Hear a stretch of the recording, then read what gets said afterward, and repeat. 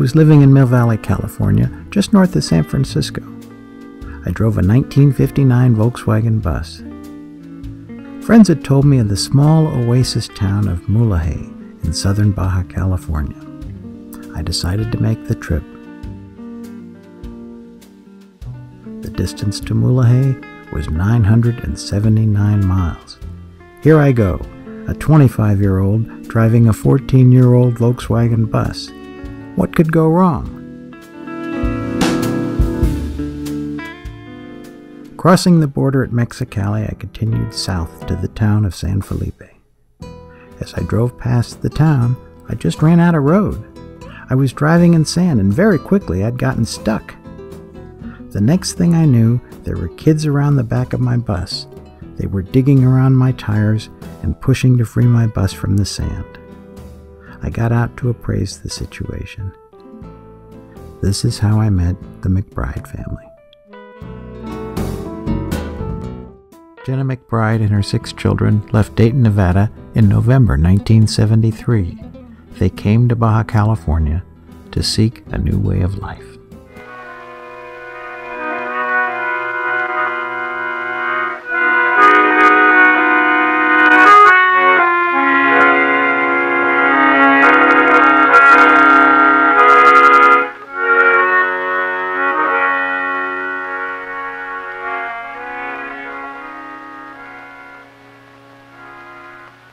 I'd thought of other things to do besides the job I already had, and I had time to think.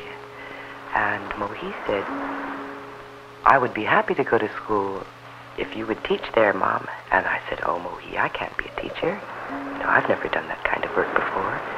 But I did go so far as to make application. And then when school time came around, I started as a teacher's aide. For the first day of school was such a shock to me, I don't think I've recovered yet.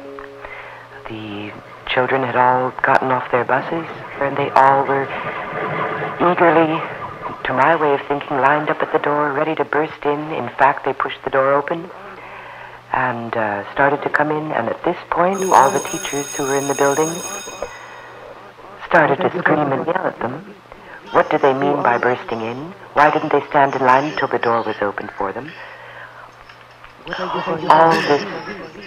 All this ridiculous curtailing of the children's enthusiasm, and here it was, the children coming to school. The school was for the children, and their enthusiasm at the first day, the first minute of a New Year's beginning, was being shot down. They were being told to control themselves, to conform, to stand in line like a docile line of sheep and wait until the door was opened at the teacher's convenience. That went on almost every day. Also, Michel was having a hard time in high school, 9th grade. He had to go to Carson City on a bus every day. And from the very beginning, it was too much for him to handle. The noise level, 2,000 children in one area, all trying to be somebody. Well, finally it overwhelmed me. And I thought, no, this is no way for me to spend my day. And this is no way for the children. I was of no use to myself. I was of no use to the school. And so I had to leave. One of the most important things that brought me down here is the question of time and how the whole life and culture of the United States is going in reference to time. People are involved with their own personal situations and work and family, and they're always aware of the clock in all their behavior. The behavior from their waking to their going to bed at night is structured by the clock. A day hardly ever makes itself felt as just a day in the time of the universe and the whole progress of the earth and its evolution. Few people, I think, feel that they are a part of a whole. And I needed more than to feel just a fragment. I need to feel the security that I belong to the whole. It's always comforted me that I've been aware of this, that we are just all parts of the whole. And also in this I feel a responsibility. When you do take yourself away as a fragment from the whole, you have a responsibility in that when you do go back, you fit better. In raising these children, well, they came one at a time, and they were born at home, except for the last one. And I felt very deeply the effect that their birth had on me and on themselves from the very beginning. So I've taken the mothering of them very seriously. That's why when I have not been what I think is a good behaving mother, I draw myself up and worry and try to make things better. These are the crucial times of growth, I think, when you're holding your child on your lap and you're aware that you behaved in a very bad way toward another human being, regardless of your right to do so, whether it was your own child or a friend or a husband, that we must very strongly curtail our responses in that they do not harm, because so much growth is stunted. And I did not want to be a person who should take a new person, a new creature, and stunt its growth from the beginning by being careless, by being unaware. So, I think that back there in Dayton, I was more aware from the time I broke up with my husband and was alone of my relationship to the children and to the world. And I think that I became again a fragment rather than feeling a part of the whole. So I wasn't in a state of comfort. And I think this was the point which caused me to feel the demand in myself of going away from that place. I think that I had to move away from a cycle of living, the daily spending of one's time. It's very hard to break a ritual in the place where the ritual first took place. So, by moving on, by traveling, by putting yourself in a position of uncertainty and no more pressure to respond at different hours to different situations, like getting up to go to school or to wash clothes or even to cook supper in a regular or timed schedule, the break had to be made for this thing that I feel is our time here. Okay, so we left, and these 2 months almost that we've been here have done this for me. They've brought me back to a feeling myself a part of the whole again. I'm not the fragment that's broken off.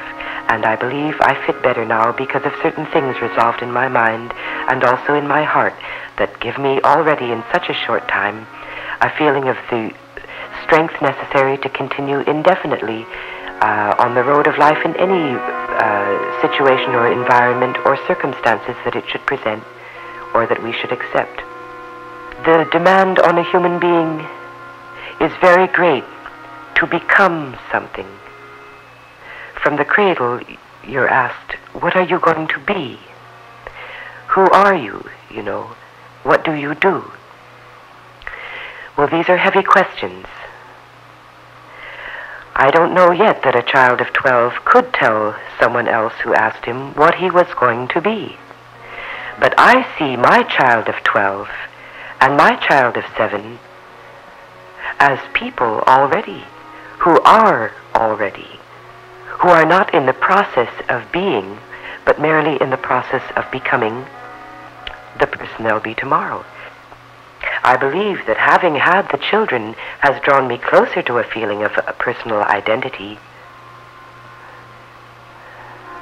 There are so many dangers involved when you are pressuring a child or your friend or anyone to have expectations. Where do these expectations come from? of conformity, of behavior patterns, of a style that they should adapt to or adopt for themselves that pleases you. I don't believe that any one person is that important, that he should be the ultimate in setting up guidelines for the development of others. Because it's not that they are mine or only my children, but they are a part of the universe, and they came to me, and I am with them through very strong feeling. And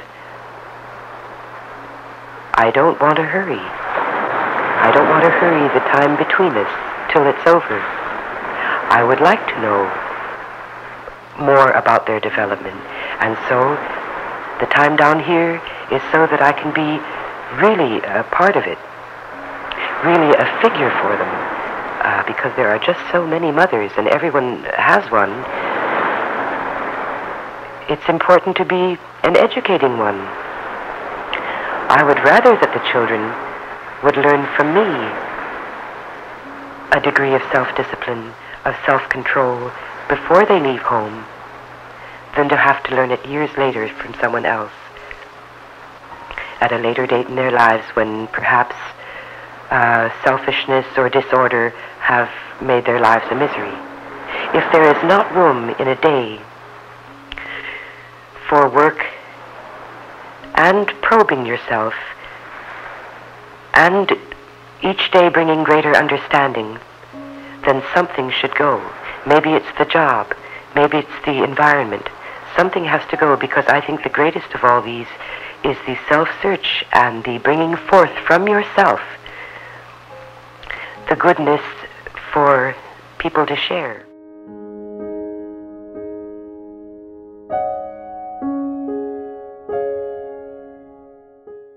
I drove the 740 miles back to Mill Valley, California, and started pre-production planning.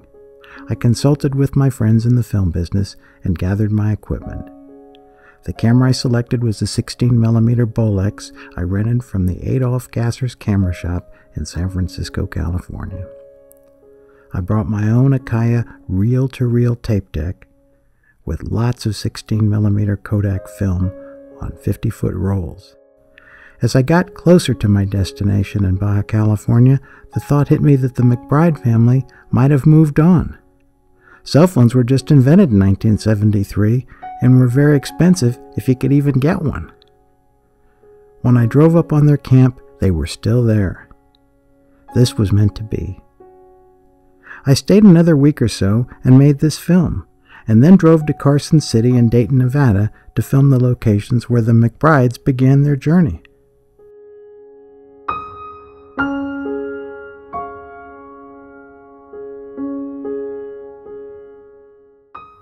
That 14-year-old Volkswagen bus took me on the 3,420-mile journey, and to think that I was worried.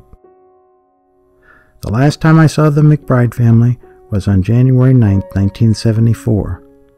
To my knowledge, they never saw this film footage. My hope would be that they all had wonderful lives.